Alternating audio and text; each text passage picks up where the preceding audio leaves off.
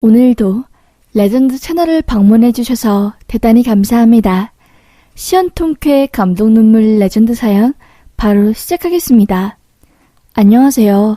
전 엄마와 단둘이 살고 있는 여자입니다. 며칠 전 도저히 믿겨지지 않는 일이 생겨 이렇게 사연을 보내게 되었어요. 저희 엄마는 몸이 많이 아프십니다. 뇌졸중으로 한번 쓰러지시고 그 이후로 치매 증상이 조금씩 오셔서 약간 오락가락한 상태세요. 저도 사실 몸이 안 좋아요. 선천적으로 다리 한쪽이 바깥쪽으로 틀어지게 되어 있어서 걸음걸이가 불편합니다. 불균형한 다리 때문에 척추부터 온몸이 망가졌어요. 얼굴 균형도 한쪽으로 치우셔서 모르는 사람이 보기에는 굉장히 인상이 안 좋고 불만 있는 표정이지요. 그래서 어릴 때부터 굉장히 소심하고 책만 보면서 살았던 것 같아요. 엄마도 아프시고 집안 사정도 넉넉하지 않으니 자연스럽게 대학 갈 생각도 안 했고 20살이 되고 나서는 거의 5년간 집에만 있었던 것 같아요. 몸이 성치 않고 1시간도 서 있질 못하니 어디 취업할 데가 없더라고요. 그나마 책을 많이 읽은 덕분에 웹툰 보조작가나 웹소설 보조작가, 스토리텔링 작가로 활동하며 입에 풀칠할 정도로 돈을 벌고 있었습니다. 수도권 외곽에 살고 있는데 정말 드라마에서나 나올 법한 달동네입니다. 멀리서 보면 집으로 올라가는 경사가 거의 70도일 정도로 보일 정도였고요. 심지어 몇 번 옛날에 저희 동네에서 드라마 촬영할 정도로 전형적인 가난한 사람들이 모여서 사는 비탈길 위 달동네 이런 곳이었어요. 그런 곳에서 엄마는 아픈 몸을 이끌고 어떻게든 돈이라도 벌어보고자 폐지를 주우러 다녔습니다. 몸이 3-4배 되는 부피 폐지를 주워도 하루에 3만 원도 못 버는 날이 허다해요. 3만 원이면 정말 잘 버는 거라고 말할 정도이지요. 그렇게 몇십 년을 살았어요. 제가 갓난아이일 때부터요. 그런데 저는 엄마에게 한 가지 너무나 궁금한 점이 있었어요. 사실 아주 어릴 때 집 창고에 있던 가족 앨범을 보게 된 적이 있었거든요. 그 사진첩에는 정말 오드리 헵번처럼 너무나 아름답고 눈이 깊어 보이는 젊은 날의 엄마가 있었어요. 그 옆에는 뭐랄까 꼭 사슴처럼 생긴 곱게 생긴 한 남자가 있었고요. 그런데 이상한 게 그 남자의 얼굴 위에 엄마가 손톱으로 꾹꾹 누른 건지 뭔지는 모르겠는데 엄청나게 스크래치 자국들이 많았습니다. 마치 이 남자가 너무나 싫어서 기억 속에서 지워버리고 싶은 마음에 사진으로라도 화풀이를 한 흔적 같았어요. 그렇게 사진들을 뒤적거리고 있던 중 한 어린 남자아이를 안고 있는 엄마의 모습이 찍혀있는 사진을 발견했어요. 뭐랄까, 사진 속 엄마는 너무나 지쳐 보이고 맥이 다 빠져 보였지만 아이를 바라보고 있는 눈빛은 정말로 충만하고 행복해 보였어요. 저는 오빠도 동생도 없는 외동으로 자랐기에 엄마가 안고 있는 이 갓난 남자아이가 누구인지 궁금했습니다. 그리고 엄마 옆에 있던 그 사슴같이 곱게 생긴 남자가 내 아빠인 건지 그것도 또한 너무나 궁금했어요. 그래서 그냥 순수하고 어린 마음으로 그 사진을 가져가서 엄마에게 달려갔습니다. 엄마! 저기 뒤에 창고에서 나 사진들 찾았어. 엄마 이거 아빠야? 우리 아빠야? 왜 나한테 이런 사진이 있는 거 말 안 했어? 그리고 엄마가 안고 있는 이 남자인 누구야? 내 오빠인 거야? 나 외동 아니었어? 나 오빠 있었던 거야? 뭔데 엄마? 나도 아빠 궁금해. 아빠 어떻게 생긴지 궁금하다고. 하면서 땡깡을 부렸어요. 엄마는 화들짝 놀라 제가 가져온 사진들을 낚아챘어요. 그리고는 그 사진을 보더니 갑자기 이거 어디서 났어? 이게 왜 여기 있어? 이거 절대 여기 있으면 안 되는 거야. 네 아빠 아니야. 오빠도 아니야. 그러니까 헛소리 하지 말고 방에 들어가 있어. 뭐해 빨리. 아빠 이야기 입 밖으로 꺼내지도 마. 하면서 정말 갑자기 신경질을 내는 겁니다. 그리고서는 엄마는 그 사진을 두 손으로 벅벅 찢었어요. 찢는 것만으로는 모자랐다고 생각했는지 찢겨진 그 사진 조각들을 마당에 뿌린 뒤 불로 다 지져서 태워버렸습니다.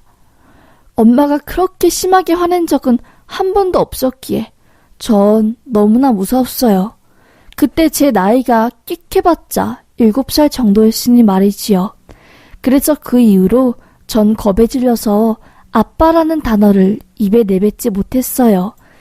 태어나서 한 번도 아빠를 본 적이 없었고 엄마가 왜 아빠랑 안 사는지도 몰랐고요. 그리고 그 사진 속의 남자아이가 도대체 누군지 너무나 궁금했지만 굳게 닫혀버린 엄마의 마음과 입을 열 길은 없었습니다. 그렇게 세월이 흘러 엄마는 아프게 되었고 치매로 예전들의 기억들을 하나둘씩 잃어버리기 시작했지요. 희미해져가는 엄마의 기억 속에서 그나마 다행인 것은 저희 존재를 까먹지 않는다는 거였습니다. 저는 20대 시절을 거의 집에서 작가 생활을 하며 보냈어요. 그러다 몸이 너무 안 좋아서 30대는 거의 병원과 집을 번갈아 왔다 갔다 하며 살았습니다. 일도 못해서 국가에서 주는 지원금과 엄마가 폐지로 버는 돈을 통해서 생활을 해갔지요. 몸이 불편했지만 이따금씩 폐지 줍는 엄마를 따라 나섰습니다. 같은 달동네에 산다고 해도 그 안에서는 계급 차이라고 해야 하나요? 하여튼 금 나누기가 있었습니다. 아무리 후지고 가난한 집이라도 폐지 줍는 엄마보다는 본인들이 더 높다고 생각했어요. 그래서 그런지 동네 사람들은 폐지를 주우며 사는 엄마를 안이 꼽게 보고 어떨 때는 고약한 남자들은 담배 연기를 엄마 얼굴에다가 뿜으며 욕을 하기도 했어요. 안 그래도 가난하게 사는 거 짜증나고 쪽팔린데 이딸 리어카 내 집 앞에서 끄는 걸 봐야겠냐고 하며 언성을 높이기도 했고요. 그래도 엄마는 폐지 줍는 걸 멈추지 않았어요. 덕분인지 집 마당 앞에는 고물들이 담벼락을 넘어서까지 쌓여 있었고요. 그렇게 엄마와 저는 서로를 의지하면서 일을 하고 있던 중 정말 너무나 믿기 힘든 충격적 일이 생겼습니다. 그 사건이 발생한 날은 유난히 하더니 잿빛이었어요. 금방이라도 검은 하늘에서 우르르 쾅쾅 무서운 소리를 내며 물줄기를 뿜어낼 것만 같았어요. 마치 폭풍 전야처럼 비가 오기 전 고요하지만 강한 바람 때문에 낙엽과 이것저것 무언가들이 바람에 휩쓸려 날아다녔고요. 그 와중에 엄마는 비 오기 전에 나머지 박스랑 상자 주워야 한다며 저를 재촉해 폐지를 주러 갔습니다. 동네를 한 3시간 정도 돌았나? 그날은 유난히 앞에 나와 있는 폐지가 없었습니다. 항상 가던 집이랑 가게에서도 오늘은 폐지 없다고 가라고 할 정도였고요. 3시간을 땀을 뻘뻘 흘리며 일했는데 이건 뭐 거의 1,000원도 못 벌게 생겼으니 속이 말이 아니었지요. 그렇게 텅 비어 초라한 리어카를 끌고 집 앞에 도착하려는 그 순간 저희 집 앞에 이 동네는 전혀 있을 법하지 않는 무슨 회장님들이 딸 법한 외제차가 한 대 서 있는 겁니다. 저는 속으로 너무 놀라서 어떤 놈이 이걸 타고 여기에 와? 라고 했지만 겉으로는 자격지심 때문인지는 몰라도 그냥 관심 없는 척하고 집에 들어가려고 했어요. 엄마는 일찌감치 집으로 들어갔고요.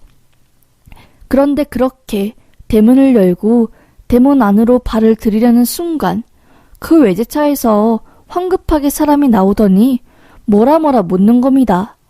처음에는 제 이름을 대면서 본인 맞냐고 이것저것 물어보다 나중에는 엄마 이름을 대며 어머니 맞냐고 하더라고요. 맞다고 했지요. 그러자 그 남자는 바카스 상자라고 해야 하나요? 하여튼 일반적인 바카스 상자보다는 그 상자를 여러 개 합친 크기의 상자를 저에게 건네는 겁니다. 이거 들고 어머님한테 드리라고, 김태일이라고 말씀드리면 아마 아실 거라고 하며 후다닥 그 박스를 저에게 준 뒤 차를 타고 쉥 가버리는 겁니다. 저는 얼떨떨했죠. 한눈에 봐도 부잣집 사람 같은데 그런 사람이 이 달동네에 특히 우리 엄마랑 무슨 연이 있어서 이렇게 찾아오나 싶었습니다. 그 박스를 들고 집으로 들어가 열어보았어요. 저는 그 바카스 상자를 연 순간 정말 사시나무 떨듯이 손이 발발 떨렸습니다. 그 큰 박스 안에 있던 바카스 상자 10수통 안에는 5만원짜리가 빼곡했어요. 언뜻 봐도 수억이 넘는 금액이었습니다. 이게 다 뭐지? 라는 생각에 정말 거의 패닉된 상태가 왔어요. 저는 엄마에게 소리쳤습니다. 엄마, 김태희라는 사람이 누구야? 이 사람이 엄마한테 이거 주라는데? 이게 대체 얼마야? 엄마 빨리 와봐. 라고 소리쳤습니다.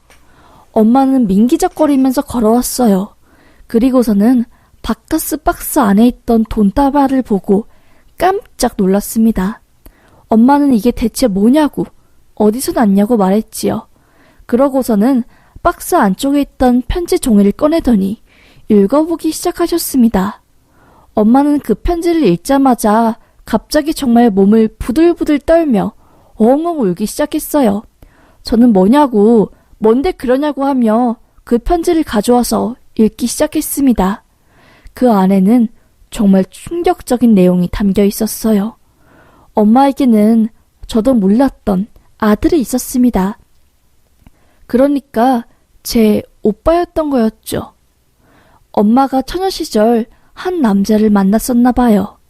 그 남자는 번듯한 대기업 회장 아들이었고요. 그 남잔 가족들 몰래 엄마와 연애를 했나 봐요.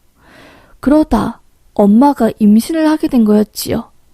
엄마의 남자친구는 집에 임신 사실을 알리고 결혼을 하고 싶다며 우겼나 봐요. 그런데 그런 대기업 가문이 가난한 엄마를 며느리로 받아줄 리가 있나요? 그래도 애가 생겼으니 어쩔 수 없이 엄마는 그 집안으로 들어가 살게 되었나 봅니다. 다들 쉬쉬하는 분위기라 결혼식이나 혼인신고는 하지 않고 아이를 낳게 된 거였지요. 시집살이를 견디다 못해 엄마는 결국 아들을 데리고 그 집안을 나가려고 했나 봐요. 그런데 그 집안에서는 손자를 내놓고 가라고 엄청 엄마를 괴롭혔나 봐요. 사람을 시켜서 엄마 미행하고 거의 일거일투족을 24시간 동안 감시할 정도였답니다. 거의 뺏기다시피 아들을 넘겨주고 엄마는 시골 깊은 곳으로 들어갔나 봅니다. 사람들한테 지치고 그냥 한 남자를 사랑했을 뿐인데 그 대가가 너무나 참혹했던 거였지요. 그런데 엄마가 도망친 시골에서 엄마는 저를 임신한 사실을 알게 된 거였어요. 하지만 아이를 임신한 것을 남편과 그 집안에 알리면 또 아이를 뺏길 게 뻔했기에 꽁꽁 숨기고 저를 낳은 거였어요.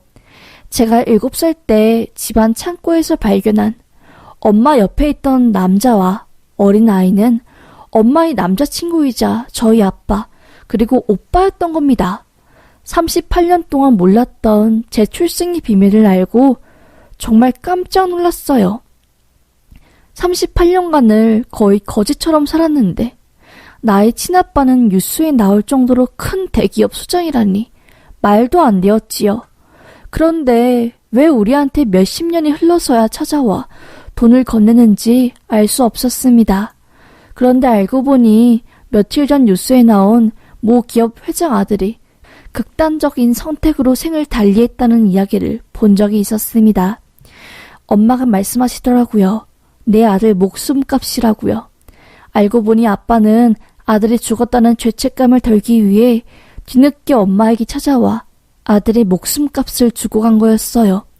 뇌졸중이 와서 치매 증상도 있었고 거의 몸도 성하지 않는 엄마는 그럼에도 불구하고 모든 걸 선명히 기억해냈습니다.